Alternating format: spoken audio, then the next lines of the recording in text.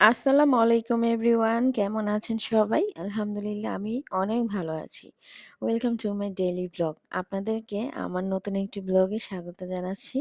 আজকে রান্না করেছি বড় একটা রুই মাছ। সেটাকে ফুলকপি, আলু, সিম দিয়ে রান্না করেছি। শীত তো প্রায় চলেই যাচ্ছে, তাই না বলেন? এই তো আজকে বাজারে গিয়ে বড় একটা রুই মাছ নিয়ে এসেছি। রুই মাছটা কেটে এনেছিলাম বাজার থেকে। বাসায় এসে শুধু ধুয়ে পরিষ্কার করে নিয়েছি ভালো করে। এরপর আম্মু সবজি কেটে দিচ্ছে। আলু, সিম, ফুলকপি দেখেন খুব সুন্দর করে কেটে দিচ্ছে আমার আম্মু। আর আমি ওদিকে মাছে নুন হলুদ মাখিয়ে ২ মিনিটের জন্য রেখে দিয়েছিলাম। এরপর মাছগুলোকে ভেজে নেবার পালা।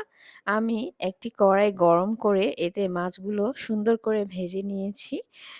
আমি কিন্তু সচরাচর মাছের মাথা খাই না।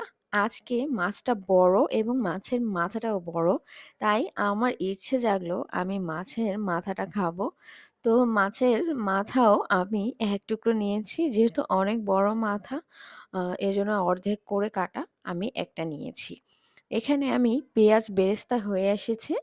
আমি এখানে আদা রসুন ও জিরা বাটা পরিমাণ মতো এড করে দিলাম। সাথে লবণও এড করে দিলাম পরিমাণ মতো।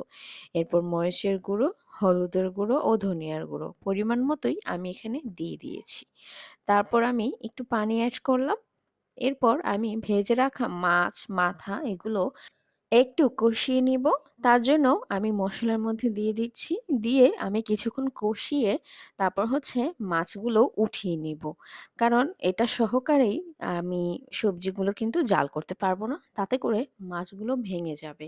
এজন্য একটু কষিয়ে তারপর উঠিয়ে নিয়েছি। এখন আমি একে, একে সব উপকরণ মানে সবজিগুলো আরকি দিয়ে দিচ্ছি। ১ম এ সিম আলু দিয়ে দিলাম। এরপর আমি ফুলকপি এড করব।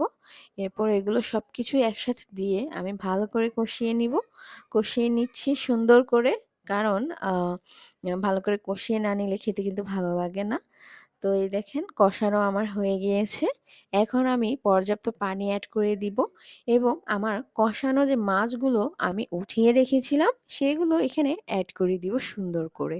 কারণ কষানো মাছগুলোর মধ্যে অনেক মসলা মাছের গায়ে লেগে আছে। তো এজন্য ওই মাছগুলো আমি এখনই এড করে দিচ্ছি।